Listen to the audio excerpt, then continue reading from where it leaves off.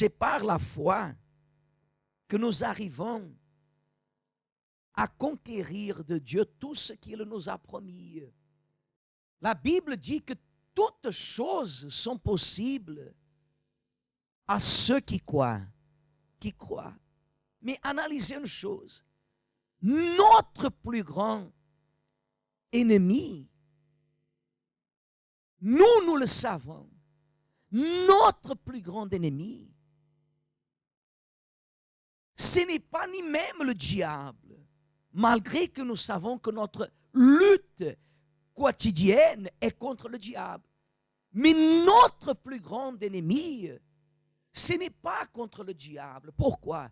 Parce que le diable, il a déjà été vaincu. Le diable, il a déjà été condamné. Le diable, il agit sur terre parce que l'homme, parce que l'être humain, de sa propre volonté, a décidé de désobéir à qui? À Dieu. Mais dans la vie de ceux qui se remettent à l'Éternel, le diable n'a plus le droit. D'ailleurs, la Bible dit que celui qui est né de Dieu, à moins que la Bible est en train de nous tromper, qu'est-ce que vous croyez? La Bible peut-elle me tromper? Que dit la Bible à ce sujet? Elle dit que celui qui est né de Dieu, le malin ne le touche pas. Le malin ne peut pas le quoi? Le toucher. Le diable ne peut pas me toucher. Ce n'est pas celui qui est dans l'église, parce que des fois la personne elle est dans l'église et le diable touche quand il veut. Être à l'église ne protège personne. La Bible, elle montre clairement que le temple ne protège absolument personne. Mais si je suis, comme on a parlé un de ces jours, à mercredi, si je suis sous l'abri du Très-Haut et je suis une personne nouvelle, une nouvelle créature, née de Dieu, la Bible dit que le diable ne peut plus me quoi? Me toucher. Satan ne peut plus me toucher, malgré qu'il peut vouloir rendre ma vie difficile. Il peut vouloir créer des problèmes au travail, avec les enfants, dans plusieurs domaines de ma vie. Mais si je suis né de Dieu, la Bible dit que j'arrive à vaincre toutes choses. Analysez une chose, Église. Notre plus grand ennemi, ce n'est pas le diable.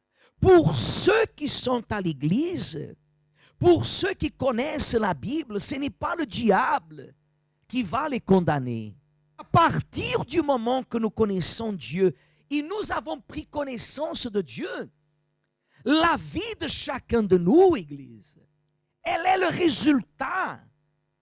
La vie de chacun de nous devient le résultat de ce que nous-mêmes nous avons décidé. Les décisions de notre vie. Les décisions de notre vie. Vous ne pouvez pas vous tromper à vous-même. Parce que par la foi, tout est possible.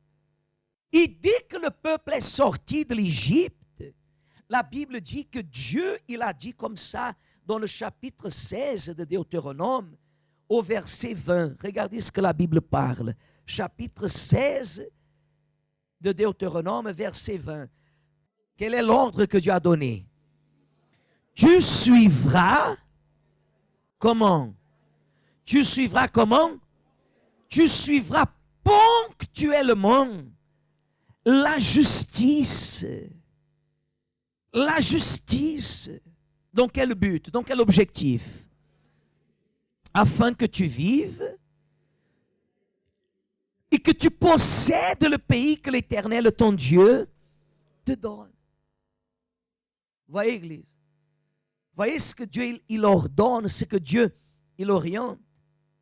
Pour posséder le pays, pour entrer en possession de ce que je t'ai promis, tu dois suivre d'une façon comment? Ponctuelle. Qu'est-ce que tu dois suivre d'une façon ponctuelle?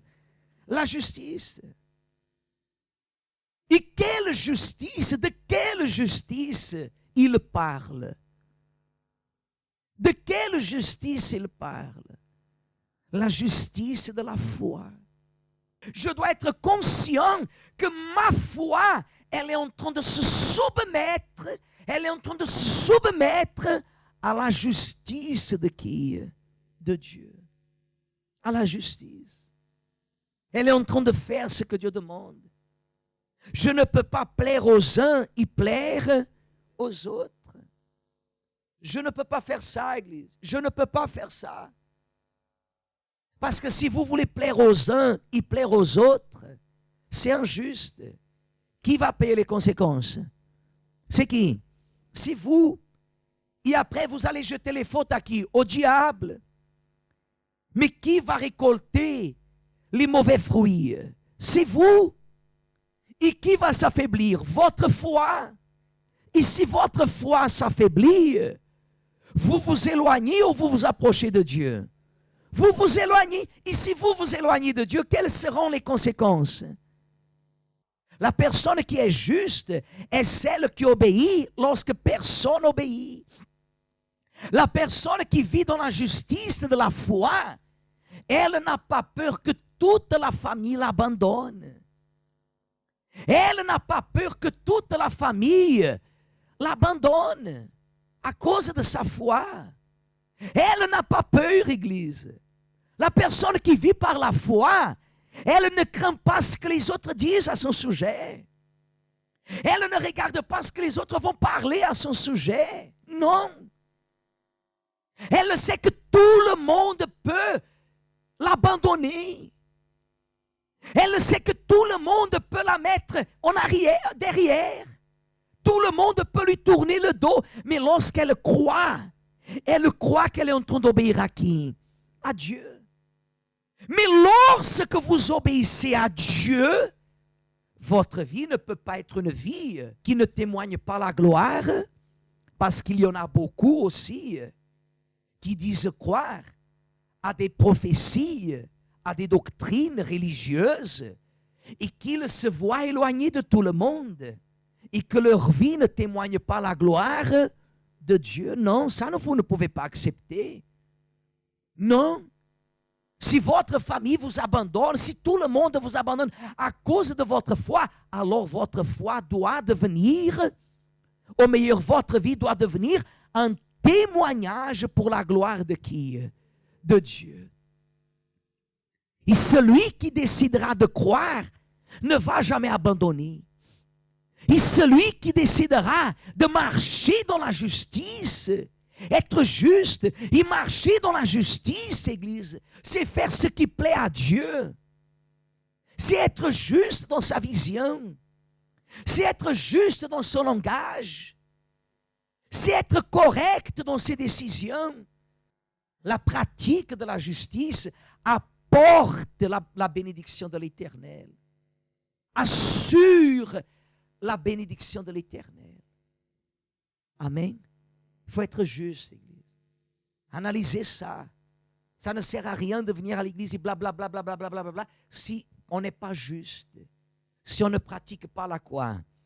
La justice.